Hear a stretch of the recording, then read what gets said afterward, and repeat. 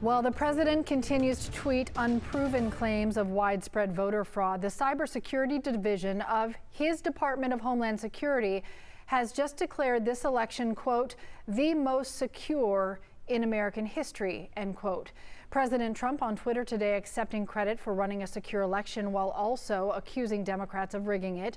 For 7 days, the president was silent on the COVID-19 crisis as cases and hospitalization numbers break new records.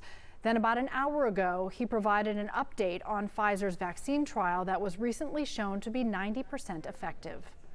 We will work to secure an emergency use authorization, which should be coming down extremely soon. And my administration will then coordinate the distribution of the vaccine, and it will be approved. I think, again, it will be approved very, very quickly, we hope. The president also said there will be no lockdown under his administration. He did not bring up the election. He did not take any questions from reporters. President-elect Joe Biden's transition team is planning its own strategy to widely distribute a vaccine.